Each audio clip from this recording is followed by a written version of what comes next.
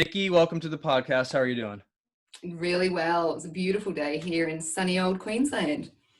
Good. So we realized we had some issues, and I know we apologized before we started, but we just wanted to say sorry again for the issues. So it is Tuesday, 7 p.m. in the East Coast time, United States.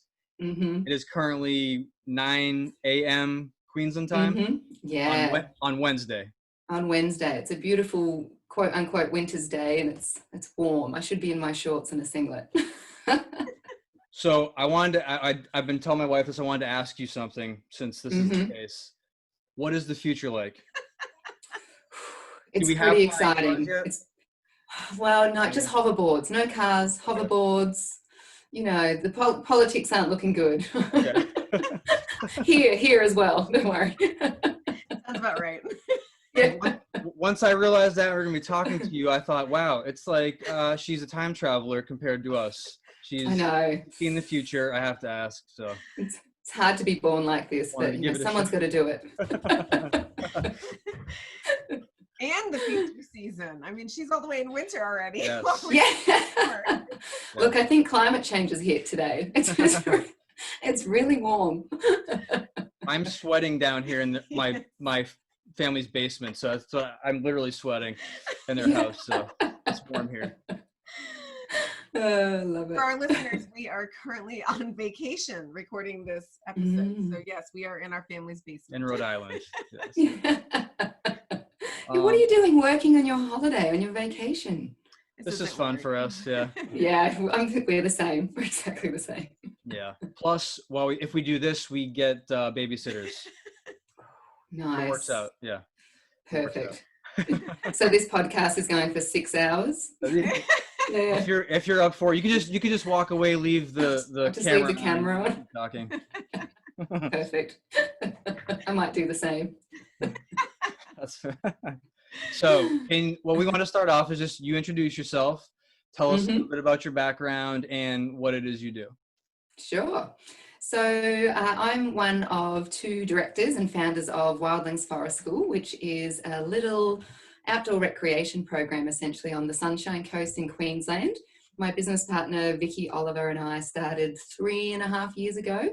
We're both teachers and we didn't know each other. I went to her nature play group with my 2 young boys and I just loved it. And we just hit it off and had really similar philosophies around education.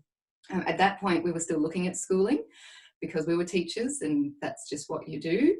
And but we were both considering taking a break, start delaying the first year of school for our eldest children for vastly different reasons for both of our children. But it was suddenly just really nice to have this partner in crime to go, oh, what if we did this? And how about this? And is delaying the right thing for our child? And just having someone to talk that over with.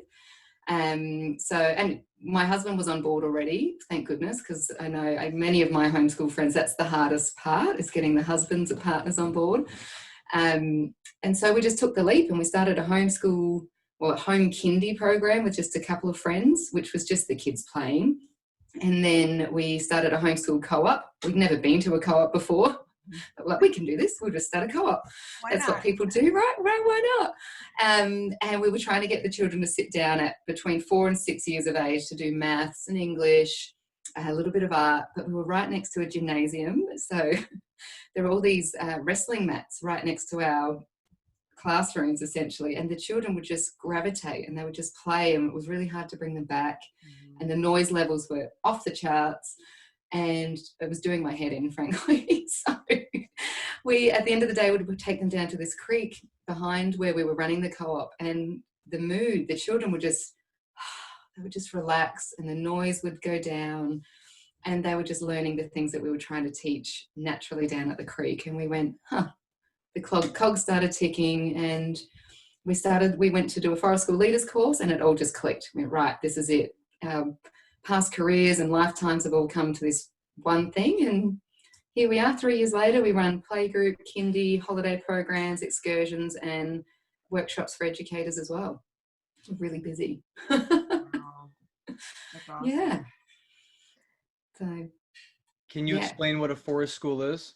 Oh, good one. Okay, so forest school comes from a Scandinavian philosophy which essentially comes from the term frullersliv, which means to return home. If you get all hippie on us, we're as animals, and we need sunlight, water, fresh air, love, and that's what we need to thrive, and a bit of movement. So as a teacher, both of us were seeing, we're both high school teachers.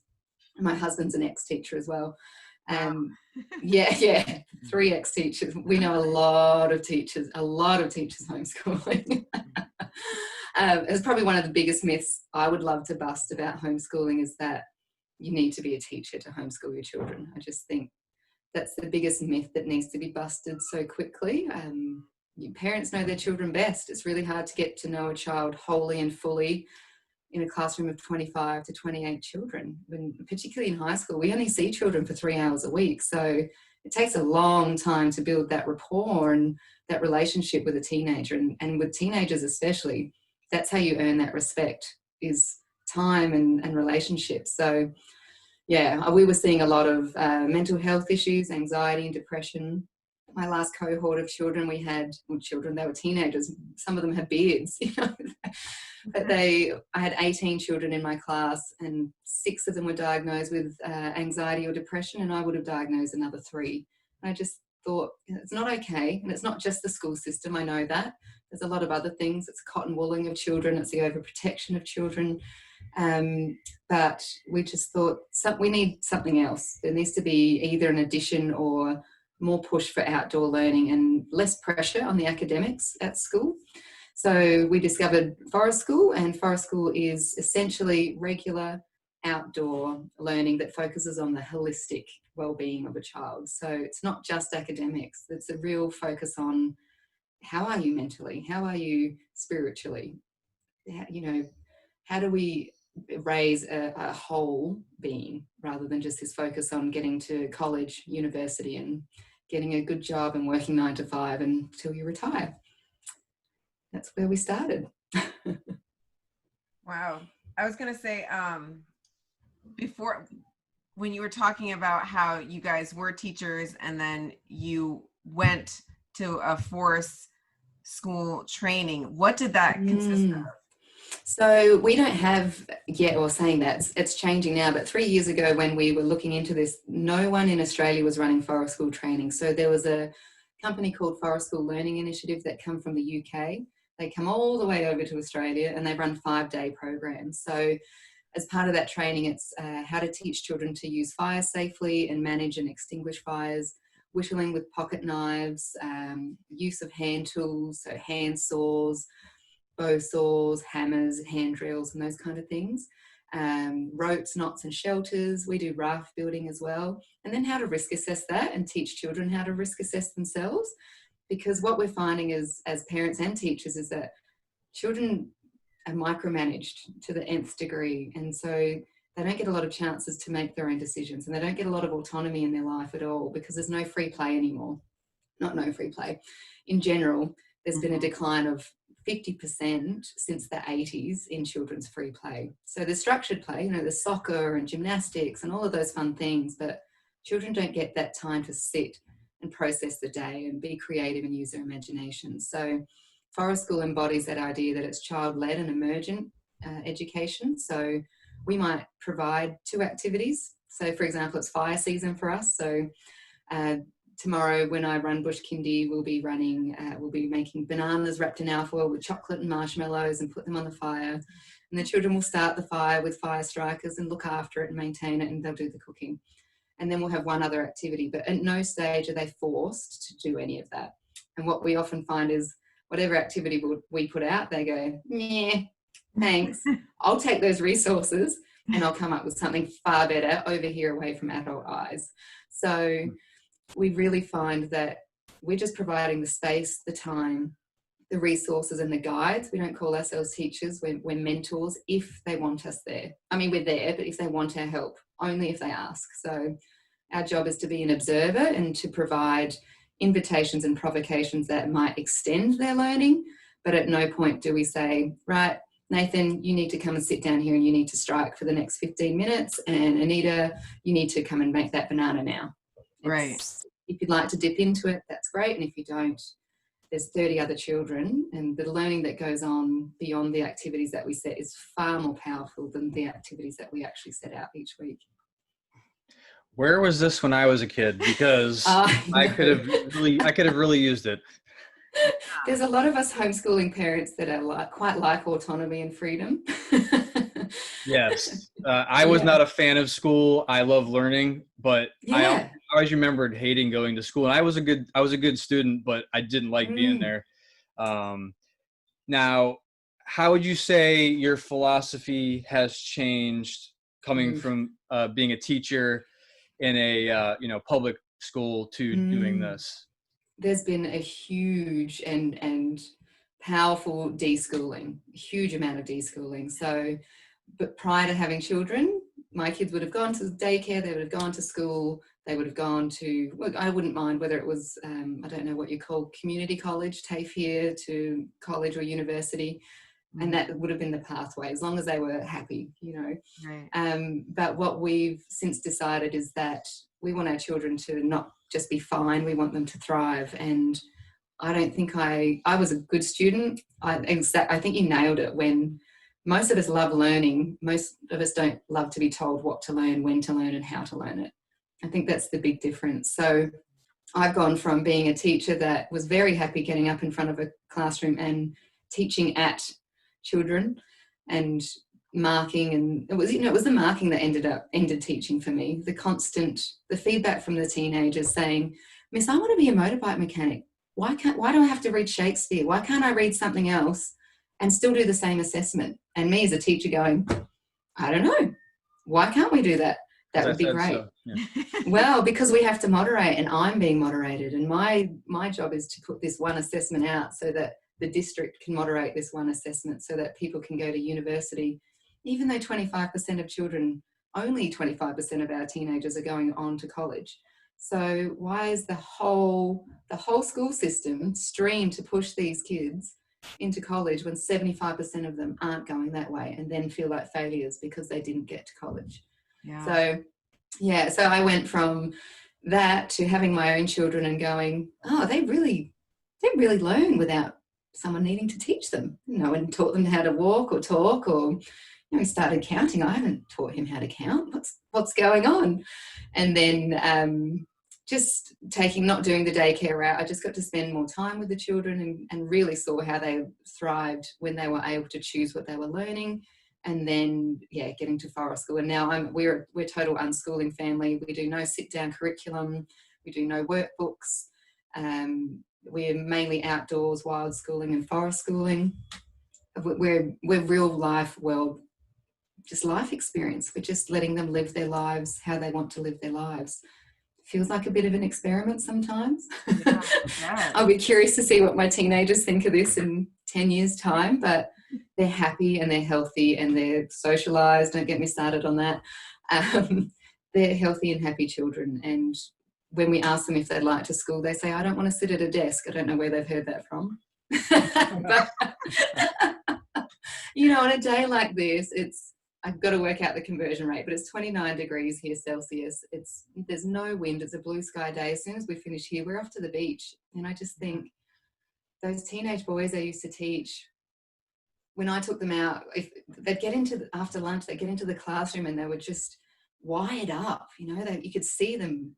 We call it bajiggity. They're all bajiggity. Just, they've got energy they need to get out. And so if I took them out for a quick kick of the football for, 5-10 minutes, we could get them back in the classroom. And I just thought, we're animals. With these teenagers, they need to move. And if they don't move, it's going to come out in another way. And it does. It comes out in rage and anger and, anger at the school system. So, basically from schooling to unschooling, we've just completely changed and love it. Yeah, that's an awesome transition. So were you this type of person before you started the forest school? And I mean, did you know how to build rafts and bow and arrows? Good question. I did grow up on a farm in the middle of nowhere. So okay. I graduated with 3 other teenagers at my school. So we were a tiny, tiny school. yeah, and I played netball with my English teacher, and we were good friends with my home ec teacher. So it was a tiny community. And I'd turn up to netball and Miss Madden would say, "Oh, I hope you've done your homework, because otherwise I'll talk to your mother." So it was a beautiful village. So, and I grew up on a farm. It was fairly free range because there was nothing else to do. So we learned to drive by the time we were 10 and shoot by the time we were 10. But we had no water, so we didn't know how to raft build. We never really made bow and arrows like we did. It's really come from the children. So we'd get to kindy and children would start saying, "I want to make a bow and arrow." And we're like, okay. Oh, okay, let's have a go. And it's all been experimentation. So one of the biggest things we have at Forest School is that we're all scientists, and failing is how you succeed. You do not ever succeed without failing over and over and over again. We use the iPhone. No one calls the iPhone 12 or the iPhone 1 a failure. It was just progression. That's how we get better. So no, I didn't know how to build a raft. I didn't know how to make a bow and arrow. I did know how to light fire and manage fire because we used to camp a lot as children. I was really lucky that my parents took us camping every school holidays, just about. And we had free range summer holidays at a beach. We would just go camping down at the beach. But I've learned more in 3 years from the children and the children asking questions than I've learned in any of the courses that I've done. Yeah, that's like one thing I'm trying to wrap my head around is that you did go from this very traditional schooling and that's all you knew, that was your career, and then an unschooler. And as we are starting to like learn more about the different methods in homeschooling, and then even researching for this episode, we had so much fun reading all about unschooling and forest school and wild schooling that I felt like we were even starting to fall in love with the whole philosophy ourselves. And right now we do more of a Charlotte Mason style. Yeah. And I am like trying to find ways that I'll, slowly break loose of that. And I'm wanting to break loose of that and be more free.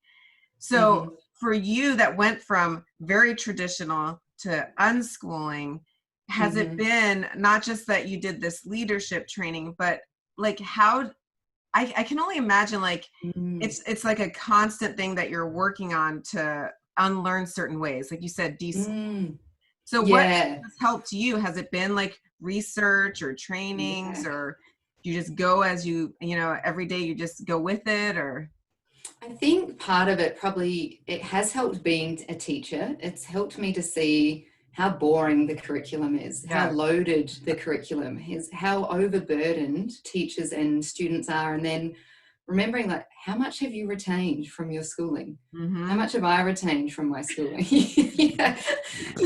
So I can teach my children to think critically without having to bore them with things that aren't relevant to them. And I'm not saying that there's not a lot of really important things in the curriculum. There are, particularly about social justice. For me, if my children learn nothing but to be kind and empathetic and good human beings and not racist and not homophobic, then I consider my job done. Everything else, I know that if they want to learn it, they can learn it. So there are some really great things in the curriculum, but I think we forget, I think it was John Taylor Gatto that says, if school started at 2, then parents would assume that teachers had to teach their children to walk and talk. Because we assume because children go to school at 5, that teachers have to teach their children to read and teach their children to write, when it's not the case. So for me, it's been a lot of research. So my favourite book is Free to Learn by Peter Gray. And he just talks about, the, yes, there it is. We're in the middle of reading it together. And I haven't read it in a while, but that was the book that was my aha moment. Really? That was me going, children were raised in villages. Children were raised by mentors. Children chose who their mentors were, and they learn from other children. And I think that's the other thing about school, is that we segregate children by age, and we do them a great disservice by doing that, because I still learn from older and younger mentors. And sometimes I'm a leader in a group, and sometimes I'm learning from the leaders in a group. And that's really powerful to be in all of those positions. Whereas if you're a leader in your classroom for 12 years, that's great. But what if you're not a leader in that classroom of those same children for 12 years? It can be really disempowering. And again, it's not realistic. It's not real world learning, because at school, I'm with 20 other children the same age. And right now, and I know at school at lockdown, some of our schools aren't able to mingle even in the playground. So they're only hanging out with children of their exact same age. I think particularly with teenagers, they can be really great role models, and it can be really empowering, and we can set our teenagers up to be better role models if there are people for them to learn from. So yeah, there's a lot of things, but a lot of unschooling blogs. We've got a couple of really great local women here that we follow. Happiness is Here blog and Rachis, two really great ones. We follow Lulu Lastic and the Hippie Shake in New Zealand. There's some really great unschooling blogs where I've seen their children, and I've seen happy children. And I think they might not be lawyers and doctors, but is that our only vision of success? And when I speak to my lawyer friends and doctor friends, are they happy? And if they are, that's great for them. But I know I wouldn't be happy. I would not be a happy lawyer. I know what I need to be happy, and that's fresh air, sunshine, movement, and a happier work environment, a happier work culture. So, and sleep. I wouldn't be a good doctor with no sleep. So I think if I can do nothing else but enable my children to explore and find their true sense of identity far earlier than I did. I spent my 20s finding that rather than my early youth. I feel like I didn't waste my 20s, but it's taken me this full circle to get to here, to go, yes, I want to teach, but I don't want to teach in that system. I can still be a great teacher, but just not in that system. Yeah. No, that's really neat. I loved the interview you guys did with the Nature School, your episode from Nature School. And one of the things that she had mentioned was how even she, who is very passionate in her philosophy, will find her mind drifting to more of that traditional educator way of thinking and doing something just because it's always been done that way. And then she said that she'll stop and then ask herself, well, why does it have to be this way? And I just thought that was so true. We do need to keep asking ourselves why, when you're in this unlearning state, if you're trying to let go of what you've always grown up around thinking that is the right way, but why? What makes it, right? And I remember listening to that episode, and I was like, she's so spot on with that. And that's the struggle that I have right now. I'll come home and I'll talk to him, and our middle child, who's 6, he's not going to do well with tradition. I mean, we don't do traditional so much, but even more so, we're just learning about him that he is even more so where he just needs to be free. And that is something that I am trying, like I told you, to let go of, and finding ways on how I can do that, because I want it so bad. And it's I'm fighting everything I've ever known to just let go of it. So I just wanted to bring that point up, Price. She said. That just reminded me, this is a great book too on that. So they unschool their 2 boys, and that was exactly that. They had one child that needed to be really free. And that's same with us. We've got one that would have done fine, would have got through school oldest. Fine. Yeah, same. Yeah. Those second ones just come and test that parenting, don't they? You think you've got this parenting nailed? Well, I'm going to send you number 2. But go ahead. Go ahead. Finish.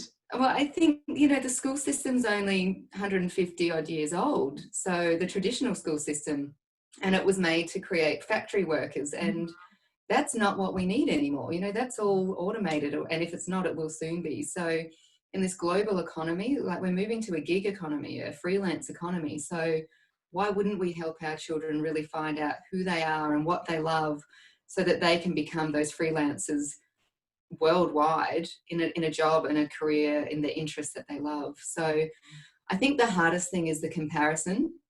I find it easy now because we've got friends at school, but we don't see them all the time. So we see more homeschoolers. So our comparison is overall well-being, not, you know, how their report card was or what test they got, what test score they got.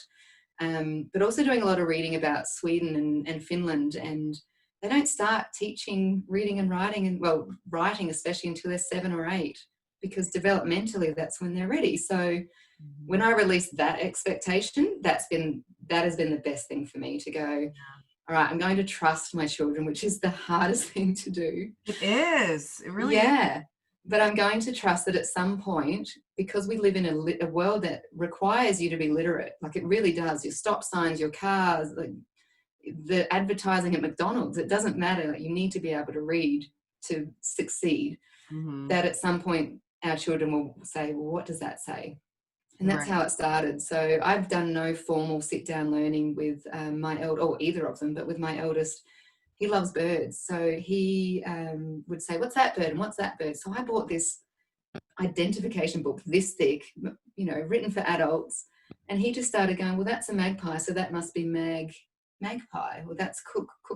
Is that kookaburra? So he literally taught himself to read from the Australian Field Guide to Birds. That is awesome. Yeah. And from stop signs, he said, well, is that a stop sign, Mum? I said, yes, that's a stop sign. So that says stop. Yes, ST, stop. So I say that we haven't taught, but, you know, my parents and friends we spell things out naturally. So, you know, we hand them the milk and he'll say, is that Coke? That's coconut milk. So they've just learned. And now, you know, within about 4 weeks, he went from not reading to reading novels. So that just cinched it for me. I was like, right, if he can learn to read without my help, he can do anything without my help. Yeah. So, yeah. And my youngest loves math way more than English. So he's counting up in 5s and 10s and just sits here singing to himself with his times tables. And the most we have is a times table poster on the back of the toilet door. That's the extent of our math resources here. So, but it's in everyday life. You know, we cook with them and we measure things and we take them shopping and we do budgets, and so I say we don't sit down and teach, we don't do workbooks, but we're surrounded by it. It would be really hard not to be able to get through life with basic math and basic English, unless you had your head in the sand, I think.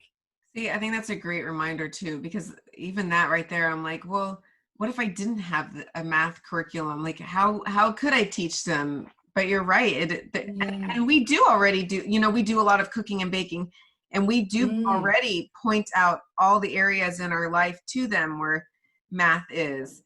Even like when we're grocery shopping and, okay, well, do you have enough money? If you have this much, you know? But again, it's just that thinking that deschooling, you know, I have to have it to learn. Yeah, it's a huge deschooling. And look, my oldest is only 8, but this has been 4 years for us, really. And I guess we were lucky that we didn't dip into the system first. So I haven't had, you know, I had friends start, so prep is the first year of school here, and it's meant to be a play year, preparing you for the first, you know, real school. And I had one parent come to me the second week of school. The teachers had their teacher interviews and said, oh, look, she's behind in her reading. I said, you're meant to go to school to learn to read. Like, how can you be behind in reading after 2 weeks of school? That's like the pressure on our children to be doing these things. No, really? Yeah. Yeah, you can go. No, our daughter, when she was going into kindergarten, we were both still working full time, and she had been, because we were both full-time workers, we had her in preschool, and she was in a pre-K4 program. And at the end of the school year, we were trying to get her into one of the private schools, because in Florida, the public schools where we live weren't that great. So we wanted to get them in a private school. And the one that we were looking at sat down and had a meeting with us and said, we don't think we can accommodate your child. And we're like, what do you mean? They're like, well, she's not doing very good with her phonics and her letter sounds, so we don't think that she'll be able to keep up with the rest of the kindergarten class. And we're like, she's 5. What are you talking about? The equality, it makes me rage. I get so ragey. Oh, I was pretty upset, and that was really the beginning of this, of us talking about it and starting to research. I was like, this is crazy. I said, she's a little baby, she's a little kid, and you're telling me she's behind what? She's behind what? This is the thing. You know, we've pulled these metrics, not out of thin air, but we might as well grade our children by height. That's like the disparity with child development. You know, if kids don't start walking, some of them don't start walking till they're 2. Some children don't start speaking till they're 2, but we don't say, oh, you're behind in speaking, like off you go to naughty speaking school. Yeah, it's just that. But then we get to school and we suddenly say, well, all 5-year-olds must hit this or they're behind. And this is what I want to take, that pressure off of my children, to learn when they're ready to learn, so that they don't hate learning. Because I can tell you right now, by year 11 and 12, half of my cohorts hate English, or they hate maths. You know, they like what they're good at, but if they've had 12 years of you're behind, you suck, this is crap, you know, then it's no wonder we form these hatred of things. But how can you hate something that you use every day? I no longer hate maths. I used to hate math, but I do use it every day. It's taken me a lot of deschooling to realize that, hey, this is really useful, and can be fun, but maybe not like that. And maybe not being told that if you're not getting A's that you're not good at this. That's how I was with math. Yes, I absolutely hated math with a passion. If math was a person, I'd want to fight it. Same. I would have been there cheering you. Get math. Take it down. What do we need it for? We don't need it. Yes. Yeah. Well, you're right. Once you get out of that system and you realize that what math you actually use in your job and in life, it becomes fun. Yeah. Yeah. Or at least useful. You're right. Which much of math is not. Yeah, it's not. And a lot of mathematicians at, you know, college level will say that unless you're moving on to college level math, then there's no need for it. You know, yes, don't get me wrong, there are transferable skills, you know, the critical thinking and the problem solving, but you can do that in a myriad of ways that are far more interesting to you. So again, why force it? But that child development, it doesn't suit the majority, you know, 60 to 70% of children, and it doesn't suit our kinesthetic learners. We have a huge range of types of learning, the ways that we learn. And teachers, look, this isn't a teacher bashing, because teachers do a great job with what they do and the classrooms that they're given and the resources that they're given. But I'm going to genderize here, but many boys, they need to work with their hands, and they need to see something fail in their hands. The math in that, the problem solving in that's how they'll learn, and that's how they'll retain that, because it's a real life experience. But on a piece of paper, it quite often, you don't retain it, particularly if you're working towards a test. You know, the research is all there. If you learn something for a test, if you haven't gone over your notes more than 3 times in various ways, it's gone. You know, you don't lose it, you don't use it, you lose it. So why are we learning it if we're not going to use it? When you figure that out, please tell me. And yes, her entire family are teachers, so we make it very clear that this is not a teacher bashing. No, it's not. I really want to make that clear. Teachers have the best hearts and are so altruistic. They go out of their way. They do hours and hours and hours of extra work to help these children that are behind, knowing most teachers know that these children aren't behind. They're doing what they can to help them learn. And I know many teachers that would love to just turf that grading system and just teach kids without having to grade. Yes. You know, good teachers know how to teach. Good teachers know when a child is struggling with a concept. So why do we need to grade? We need to grade so that children can get college entry scores. So why are we worrying about that in prep and kindergarten and year 1 and 2? It's yeah. So if I could change the education system, it would be get rid of grading. Just get rid of it. You know, we can do portfolios for university, but it makes it harder on universities, and, you know, they're a business. I was going to bring that up. It's I think it's all wrapped up in a system that you know is a cash business. Absolutely. Although it's education, but all it is a business. And these 2 people who have degrees and spent money on school, and I can say that's what it is. And absolutely. that book that you mentioned earlier, Free to Learn, Mm. by Peter Gray. I thought that was really interesting in there, how he just kind of went through that whole process of the system and what it's really set up for. And the biggest thing I took out of that was that from a young age, parents have been kind of brainwashed to think that they have to build this resume for their kids through their whole life. They won't succeed. Yes, yeah. This, you're going to do this because it's going to go on your resume. You know, you're going to have to take these classes because it goes on your resume. And at what point are you doing anything that you actually enjoy and that you want to use in your future to be happy? Yeah, it's interesting. And I think on with that is, if it was truly about education and holistic health of our countries, then education would be free and you'd be able to choose what was interesting to you, rather than having to fork out a huge amount of money to a business that really doesn't care if you pass or fail at college. They really don't. It's, you either pay the fee and you pass, or thanks, we'll take your money and off you go. Then what, you know, the system is not set up for holistic happiness, holistic health of the human beings. And I think if our education system isn't human-centered, why? You know, what are we doing this for? We're setting it. I think we worry about setting our children up to fail, but I think we're setting our children up to fail by putting them in a system that isn't focused on their holistic well-being. Yeah. Well, it's actually something I wanted to bring up. So I wrote down a quote from your website that you had. I found it really interesting. So you said, essentially, our children are getting weaker, fatter, sicker, clumsier, less resilient, and less imaginative. They're having trouble paying attention in school, experiencing difficulty controlling emotions, and having trouble safely navigating their environment. And when I read that, I said, that's exactly, I think, what the problem is with the system that kids are in right now. I think a big part of the reason all these things exist, and like you said earlier, there's many different reasons, but I do think that that's a big reason, is the system that they're put in from a young age all the way up until their mid-20s, getting out of college.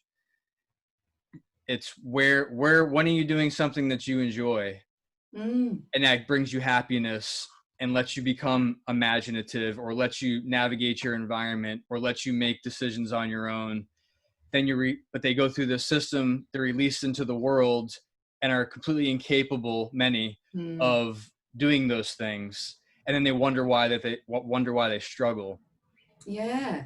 And I see that. I work with a lot of like young adults in my job, and a big part of my job is to prepare them for doing what we do. And I'm in the military, and you see them come out at 18, 19 years old, and you're like, where have you been living for the last 19 years? Under a rock? Like, they have no idea how to take care of themselves, and it's mind blowing. And you realize now that we homeschool and we've kind of done research on this and read, it's like, I really think this is a big part of it. Yeah, it is. That quote was by Angela Hanscom, who wrote a really fabulous book called Balanced and Barefoot. So I'd highly recommend that book as well. She's an occupational therapist. Okay. I keep hearing about that book, so I will have to. Yeah. So she keeps saying, and I'm sure you definitely see it, is these children that have no core and they can't balance, and we find it at Forest School, they can't cross a creek this deep without, they can't navigate the creek pebbles. Or we have 1 out of 4 Australian children here in Australia that haven't climbed a tree. You know, I just think it's this cotton wooling again. It's micromanaging, and it comes from this place of fear. We have this culture of risk in our societies, which comes from this culture of litigation in our societies, which comes from that capitalist money making, no one taking responsibility for themselves and their actions. And that puts a fear up us as parents. And it also comes down to, I think, we have less children. So children are very precious in society, whereas, not that they weren't always precious, let me make that clear. But, you know, we overprotect and we cotton wool, and they're not allowed to do anything. And this is the most supervised generation we've ever had. Something like, by the time a child turns 18, I can't remember if it's 95 or 98% of their time will be supervised by an adult in some way, shape or form. So they are the most observed generation. They can't jump without an adult, you know, they can't sneeze without an adult knowing about it. So how are they meant to learn to make those decisions, make their bed, you know, and adult and learn to be an adult before they get out to the real world when we haven't let them and given them that chance in teenagehood? We were watching, what was it, that video with, it was a forest school with the kids. Oh, I think they were in Sweden or Denmark. Up the tree. Yeah. He was like teetering on the tallest branch, like the branch was bowing over. And I honestly, I was awesome. Like, if this guy is just like chill and calm, and this kid is pretty comfortable too, and they're that high, I really do need to let go of my hovering parenting moments. And Nathan is always trying to keep me in check, because I'm one of those that, like, I'm the nervous Nelly. I'm also a registered nurse, and I feel like a lot of it has to do with that, because I see the other side. So all I envision is like what could happen. And he's like, Anita, you need to let them just be, and they will learn from it. And this is why I want to read this book and just dig deeper into it, because when you see how many do actually that are safe, and like they will be fine in the end, I'm like, okay, I can do this. And then to hear the guy on the video say that, you know, and what was it in the last, how many? And I said, he's been doing that for 15, 20 years. And he had to go to the hospital once with a child. And I was like, okay, what was that for? Waiting for it. He said, a parent ran over the kid's foot with their car. Not the kid, up in the top of the like. It's the same here. So my eldest son has broken, slight fractures 3 times on his arm, and the most mundane ways at home, like falling onto carpet from standing in his bedroom, leaning on a chicken fence and just landing awkwardly, and a bike ride. And yet he's that boy up in that tree, to the point that I'm like, okay, I'm just gonna turn around. Because, you know, and they don't get, you know, it's not like they go from never climbing a tree to the top of that tree. And that's, I think, Vicky and I and my husband have always let all of our children, if they are able to do it, then we let them do it. And, you know, sometimes I have stood under the tree. Sometimes when they were very little, I had the back of their t-shirt. But now it's very, very rarely that I need to help them get down from anywhere. But I've got nursing friends, Anita, so I completely understand that. You know, like your life experience is very different to my life experience. I don't see the head injuries, and I don't see spinal injuries. So I don't have that story in my head. So it is easier for me to step back. But I also see the opposite. I think that we often think we're protecting our children by, you know, cotton wooling them, but I've seen the other side of that, and it's that quote. It is that exact quote. And I don't want to tar an entire generation with the same brush, as we've always done, as we become the older people and we look down on that generation. But I mean, the evidence is there scientifically. This generation coming through is more overweight, they're anxious, they've got more depression, they're physically less competent. The science is there to back that up. So when we have all these screens and we have children sitting in a classroom for 6 hours a day, I mean, what do we expect? Agreed. We can't enforce children to go and do these things and then expect them to be fit, young, agile human beings. Yes.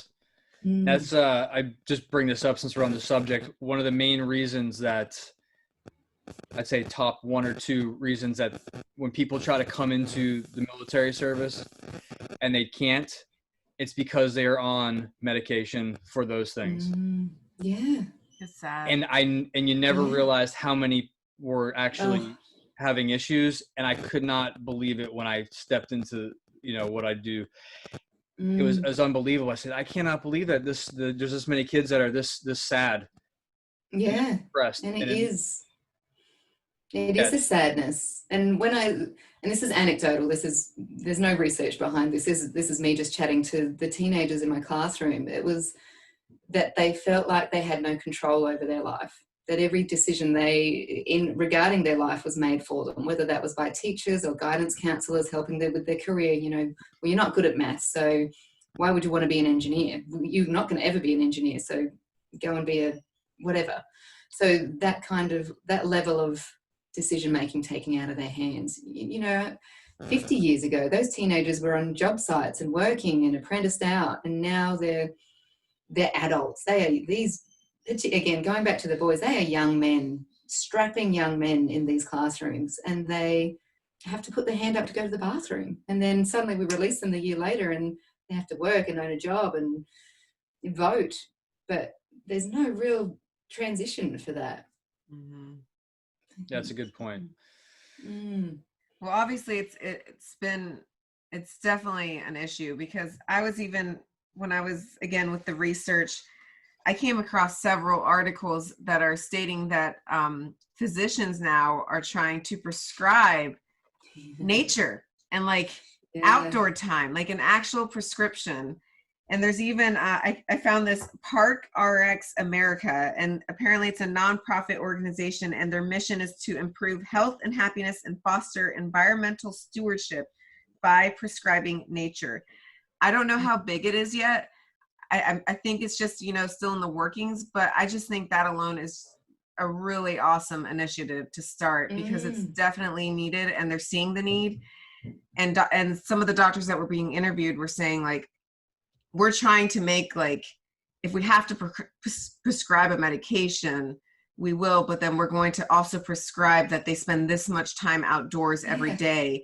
And then they've even will set up alarms through their text or through email to remind their patient to go outside today and go for this long, and they help them find parks, or even if it's in their backyard. But I mean, we've come to that point. Isn't that crazy? Well, it is. There's research, a lot of research that, I don't know, I'll have to find it, but essentially if you are in a hospital room and you have no windows versus whether you have a green or blue picture on the wall or a nature picture versus a window looking any view, it could be a city view, but any view that you can see blue sky, your overall sense of happiness just progressively leaps and you heal quicker.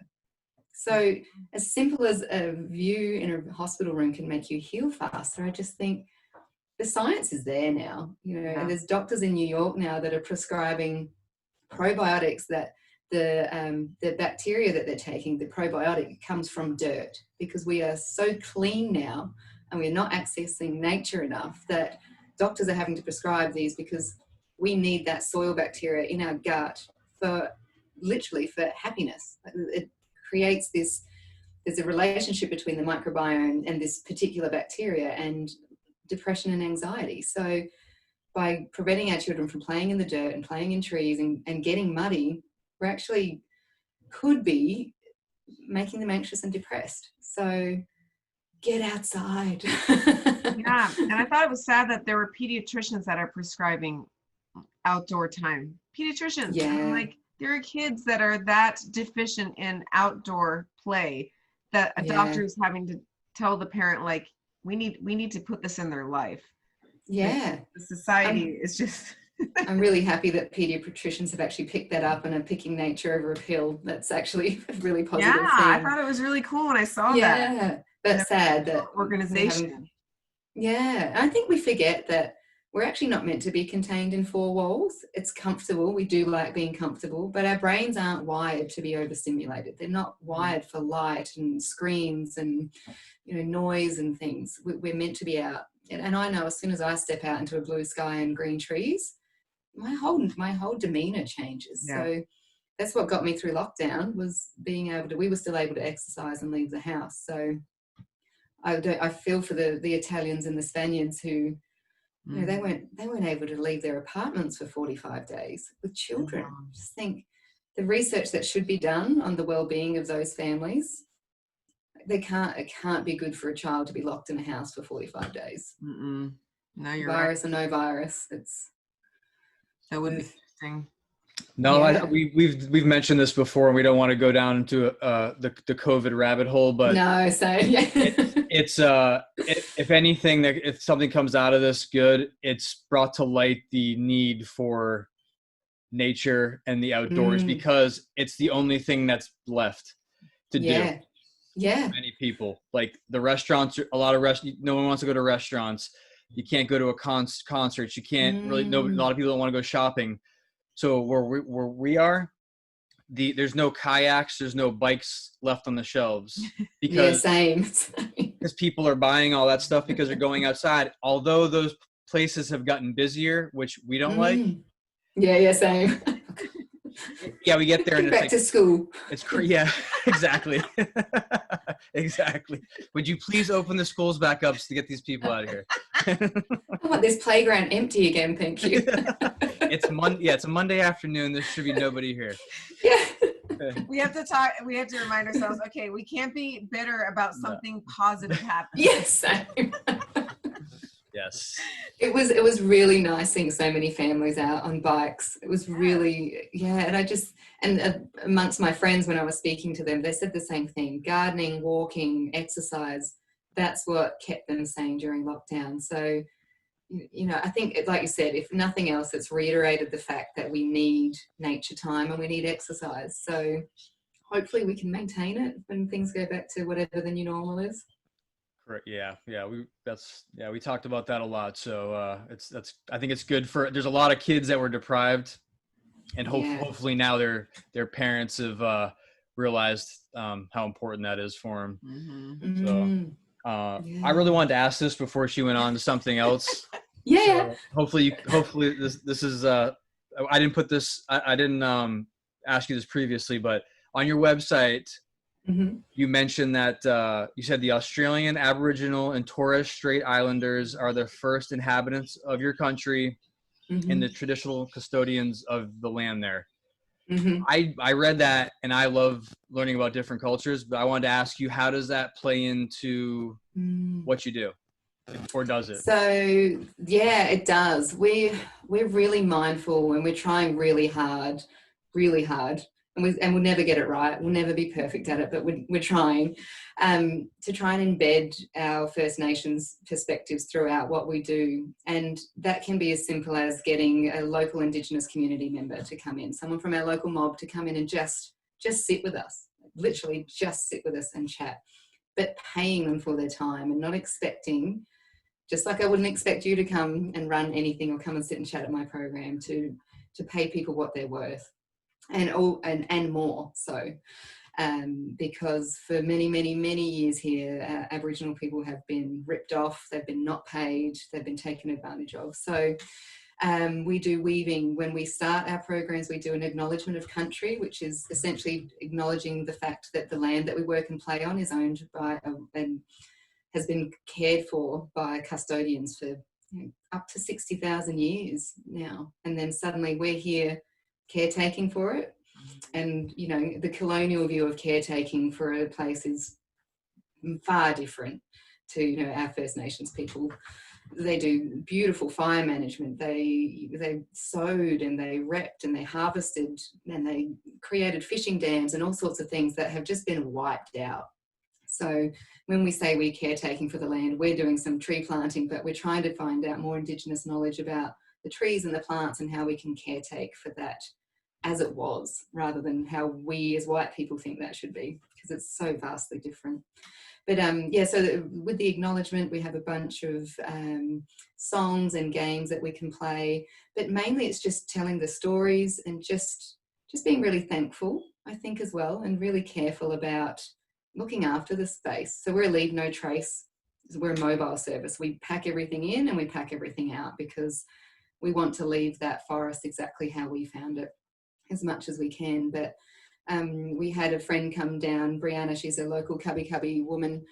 She came last week, and when she left, she said, I just feel really emotional to see a space like this used and filled again with families and children.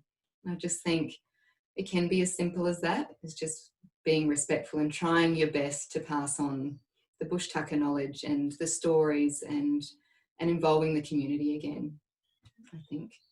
That's awesome. So neat, yeah. So important.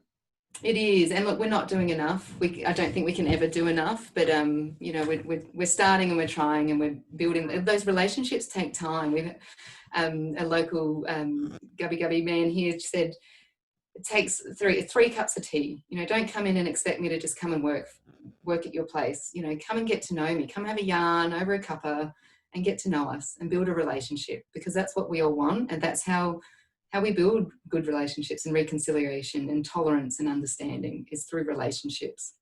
So I really take that on board, and I think it's really important in all facets of business and life. I think it's relationships, and getting to, if you know someone well, then you can understand perspectives.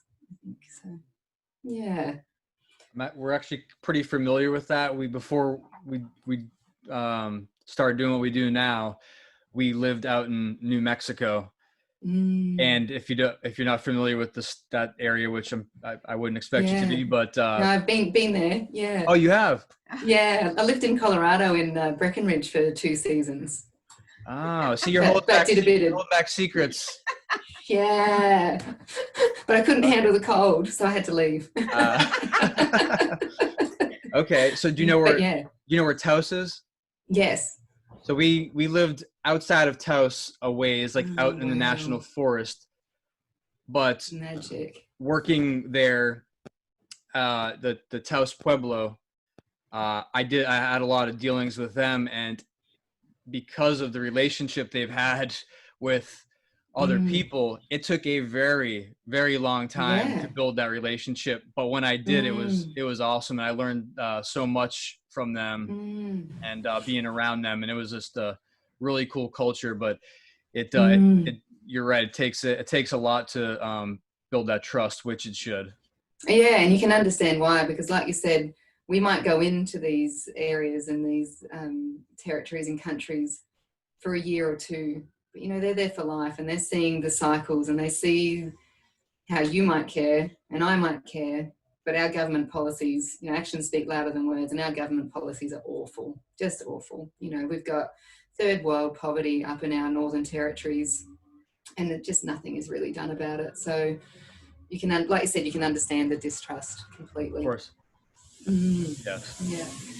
I know that was kind of off subject, but I really wanted to ask you that. Yeah, no, it's really, I'm glad that you did. It's really important, and particularly in this time, it's always important, but it's made us go back and look at with Black Lives Matter, is how are we turning up, not just as a business, because we don't want that tokenism, and we don't want that, it's not just, you know, showmanship. How are we as individuals breaking down our own prejudices and our own beliefs that we've been raised in a colonial country? So, you know, we have been raised racist in Australia, and that's going to be controversial, and that's going to push a lot of buttons for Australian listeners, but our education system is getting a lot better. But back in the 80s, when I grew up, in 90s, I had one semester of Australian studies, and the first thing we learnt was about Captain Cook taking over Australia, but it wasn't called Invasion Day. It was, you know,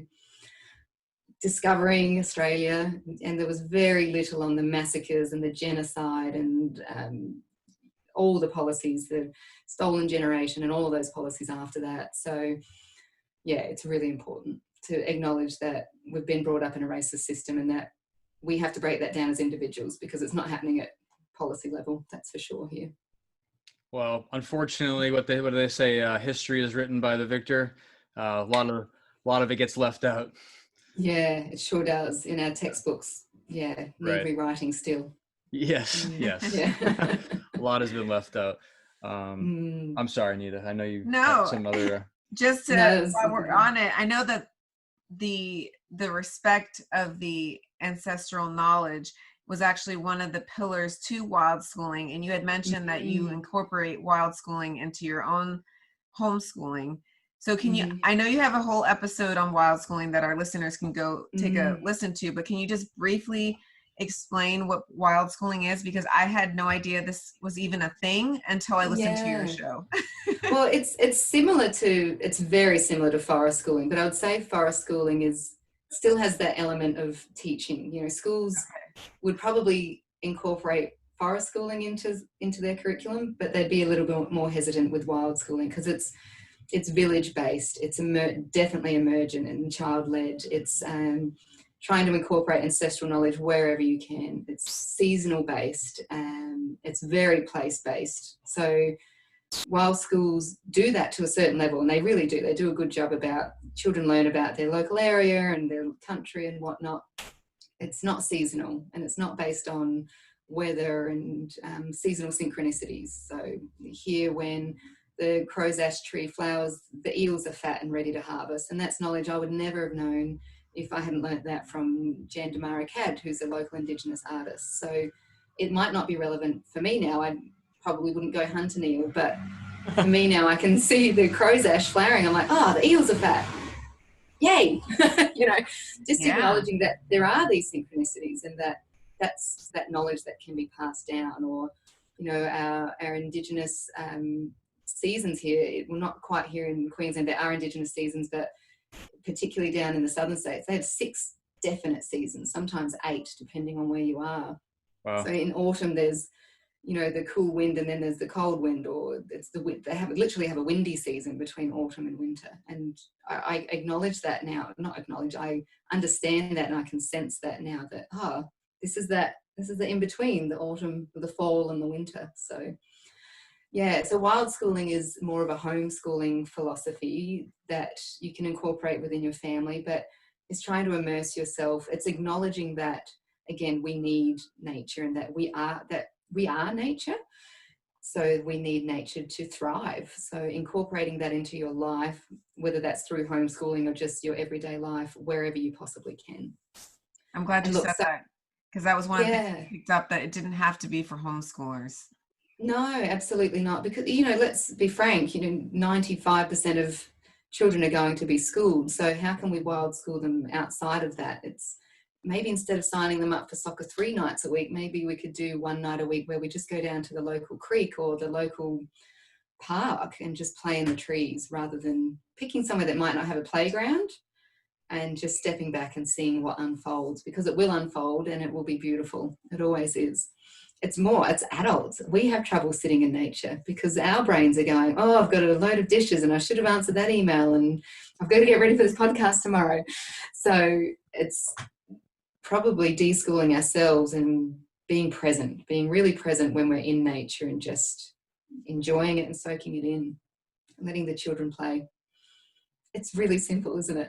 It is just being in nature and letting the children play. It is, yeah. Even today we went down to the beach, and the kids caught a jellyfish, a couple types of crabs, a fish, and a mussel. And when we came home, our son wanted to research them, so we got online and looked at each one of those things and what they eat, and you know, where they live and all that kind of stuff. And you just realize that they probably learned more doing that than they would sitting in a science class. And, you know, and it took was being outside for a couple hours. I think science in a classroom is probably one of the saddest things to see. I'm learning this. Yeah, because God is telling us this. I don't want this kind of science. Yeah, and science teachers, they would do excursions every day. If they could be out in the real world, they would choose that every day of the week. But it's cost, you know, it's legislation and it's paperwork. To get children out on an excursion is really hard as a teacher. Again, this is not teacher bashing. Teachers have it really hard. To get a classroom of kids out is really difficult to get approval. But, you know, you've had your biology class, and not just biology. Like, you're not just learning about mollusks as a whole or jellyfish in its class system. You're learning in place-based seasonal biology. And I think they'll remember that, because they'll see that year after year after year. So they'll retain that. And yes, you can make those links to class, phylum, order, family. You know, you can make those links if they're curious. You know, and it comes up in conversation. You know, a jellyfish looks like an octopus. Oh, well, look here. You know, it's that natural inquiry and that natural curiosity. That's what feeds my children. And I think that's another thing, separate but on the same line, is, you know, Gardner's multiple intelligences. Have you heard of that? Mm-mm. Look that up. He in schools, he says there's 6. He says whoever they are, really spout that there are 6 multiple intelligences. But Gardner actually wrote that there were 8, and the ones that are missing from the ones that are at school. So there's, you know, math. You're a math intelligent and a English and language intelligence, but they've missed off a natural intelligence, so intelligence of the natural world, because we all meet those kids at school that thrive and they seem to be able to look at a plant and just recognize it, whereas most of us really struggle. And there's also people and empathy and connection as well. So that's another one that I think is really undervalued, because you don't get along very well in life if you can't people, if you can't communicate. So I just find it really interesting that there's these multiple intelligences, but when you get to school, they just kind of cut off I feel, two really important ones. Right. And two categories that children thrive in, but don't really neatly fit into a classroom environment. They don't want kids talking and building, communicating all day, and they don't want children, they can't have children exploring nature all day outside of the classroom. So yeah, sorry, side note there. Oh, great. Mm-hmm. That's what we like doing. So what little bit of advice or encouragement would you give the parent? And I'm asking this because I've seen it posted many times. The parent that is saying, my child does not want to go outside because they said it's too boring. There's nothing to do. And then they start asking, what toys do you give your kids to play outside? Yeah. Which, I myself was thinking, and I had responded, we don't really give them toys to go play outside. They've got whatever's in the house, in the garage, out in nature, and it's theirs to just choose from, because, really it's up to them. That's what we want them to do. Mm-hmm.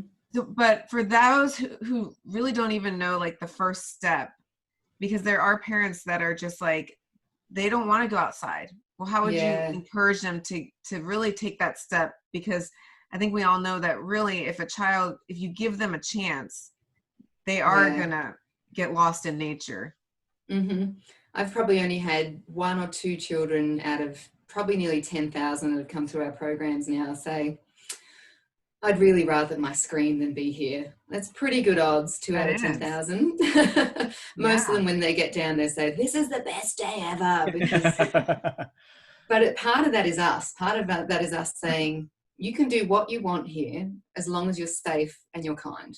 So, and we have rules and boundaries, but essentially our answer is yes, as long as you're safe and as long as you're kind. And safety means different things for people. So I would start really slowly. So playgrounds first. Just start with a playground. At least you're outdoors, or start at a water park, or start somewhere that's safe, because a lot of what children say when they're saying they're bored, a lot of that is actually fear. And it's also, they just have no idea. We're so urbanized now that, we've got all these images coming at us from screens and billboards and phones that's normal to them. So walking into a forest is really foreign and can be quite daunting, and they literally don't know what to do. Mm-hmm. So I would take some toys down to start with, magnifying glasses, bug catchers. Our children will run with butterfly nets for 3 hours straight, just chasing whatever they can find with butterfly nets. We take a mud kitchen down to the creek. So just whatever's, like you said, whatever's in the house, pots and pans and cups and pasta sieves and colanders and things. And then from there, just slowly extracting that out. But the biggest thing is getting those parents out. And the only way you'll get parents out is if they're comfortable. So buying rain gear, buying an umbrella, taking neck coolers with ice or cool drinks or whatever it is that's going to make the adult comfortable enough to sit down for more than half an hour, because children will take half an hour, some of the younger ones, to even leave your lap. And going back to maybe the same place regularly. So picking a spot that you would like to make your family space and make it close and accessible. It can be a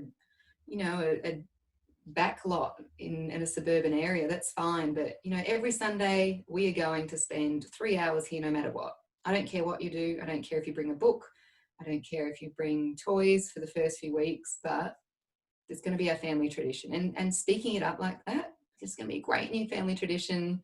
We're going to go down like rain, hail or shine, and we're just going to do it and see how you go from there. But it's parents. If you get the parents out, the children will work it out eventually.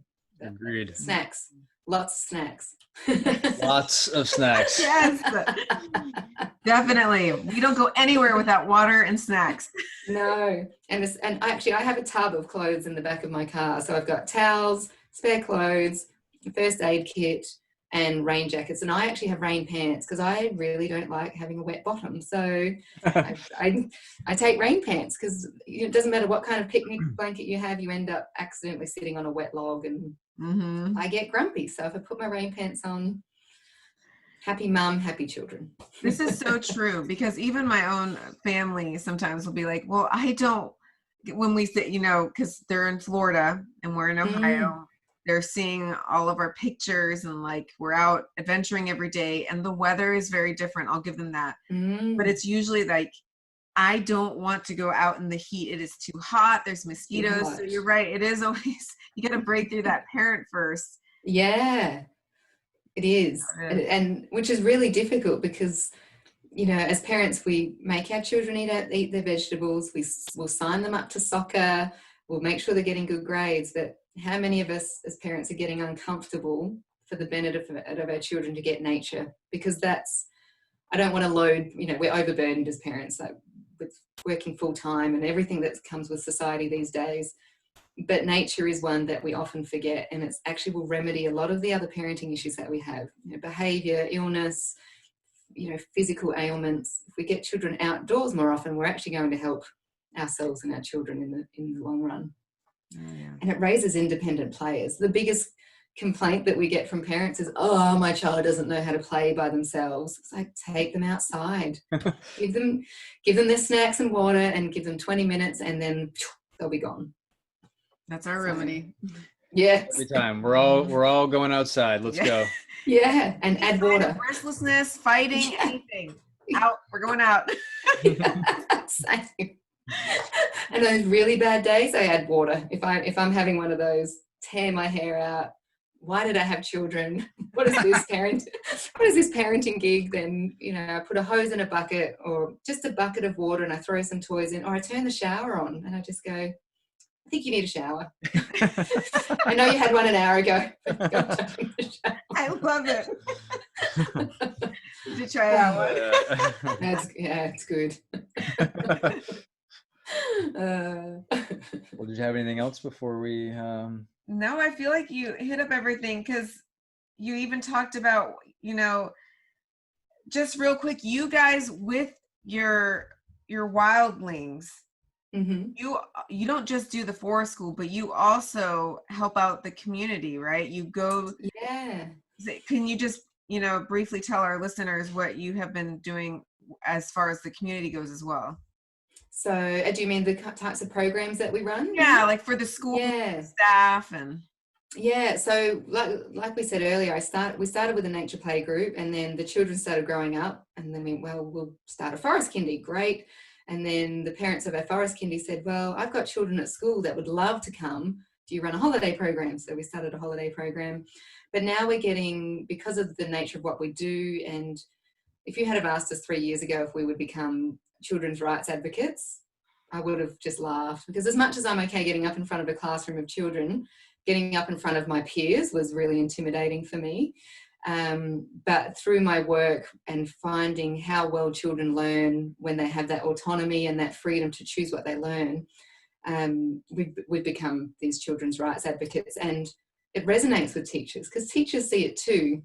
And teachers got into teaching because they love kids and they want to help kids. So we have a lot of what we do is at work in early childcare centres and kindergartens. So we teach kindergartens how to teach their kids how to fire strike and use whittling knives and cubbies and things. So what we're now seeing is these parents that have had their children in bush kindies are now going, well, my child was allowed to light a fire, whittle with a pocket knife, build a raft and float out in the water at kindergarten. Why can't they do that at school? They're older and they're more mature and they're more responsible now. My 3-year-old can do it, but my 9-year-old can't. There's a disparity here. So now we're getting queries from teachers and schools, and particularly post-COVID, an outdoor classroom is the safest classroom in this climate. So we're trying to help schools set up their nature spaces, and we're trying to help them set up their outdoor classrooms, but linking that back to the curriculum, which isn't, I'll be honest, it's not my favourite thing to do, is linking things back to the curriculum. But the beauty of Forest School is that everything links back to the curriculum. It's so easy to map it backwards or map it and create your assessment around your outdoor classroom. So yeah, we do a bit of guest speaking and a few grants and things with local communities. We run events, sometimes free events if we can get some local council grants, and some work with some disengaged youth as well, which is really, really rewarding. When you see those children, again, teenagers walking in with a cigarette and a Red Bull can in their hand, you go, oh, this is going to be an interesting day. And, you know, the one sticks out in my mind where it was bucketing down with rain, and this child that had walked in, you know, drinking his Red Bull and swearing, was the one that he was able and capable. He wasn't thriving in traditional school, but here he was the hero. He set up the camp. He lit the fire for the girls. He was whittling spears and things, and he was able to show that he was a competent and able young man. So just enabling teachers to see students in a different light as well, I think, because we so often pigeonhole these children because we only see them in that one context day in and day out. We don't see them outside of the classroom, and they're completely different human beings often, those children that we may have, those interesting children. I'll term that. Well, thank you. Because I thought that we should share that, because that's really neat what you guys are doing. And then thank you so much with, again, you're homeschoolers, but you're doing this in a community of actual schools. So because you're helping tie that connection, even if they have to be in school, there's still ways to bring this philosophy into their lives, which I thought was... Yeah, well, that's essentially, you've nailed out, and the whole aim of our business is to make nature play accessible from birth through to adulthood. So, and there just seems to be this gap at school. Our childcare centres here in Queensland are doing a great job. A lot of them have got bush kindies, or they're doing more excursions just in the last couple of years, but it stops at school. So there's just starting to see the wheels in motion now of that changing. So that's our aim, is to become redundant as workshop providers, so that one day college offers teachers an outdoor learning unit. That's one of the subjects that they take, so that teachers feel confident and competent to take a classroom of children outdoors, which you would think we would, but you ask most teachers and a lot of them wouldn't feel comfortable unless they're already a PE teacher. They wouldn't feel comfortable taking a classroom outdoors unless they're just reading to them, which is better than nothing. But we just need a little bit more education, I think. Well, we know you're trying to get to the beach, and we don't want to stop you from doing that. But you're trying to get to bed, you poor things. What time is it there? It must be late now. Yeah, what time is it? It's 8:30. 8:30. Yeah. But it is time to start getting the little ones to that sleep mode. Yes. Well, where can people find you? You can find us on Facebook or Instagram. If you just search for Wildlings Forest School, we pop up. And on our website, we're on LinkedIn, and we've just started a YouTube channel, which is, it's a work in progress. And we also have our own podcast, Raising Wildlings, which is about homeschooling and unschooling, but more about getting children outdoors in nature and forest school. Awesome. Well, we used your YouTube channel to make the bows and arrows the other day, just so you know, and it was awesome. We had a blast. They looked really good. They worked really well, huh? They did. That was dangerous. Yeah. They worked really well. Risky play at its finest. Yes, we had a blast. But thank you so much. You guys enjoy the beach, and it was a blast talking to you. Thank you. Yes, you too. Thanks so much. Thank All right, you. Nicki, bye. Bye.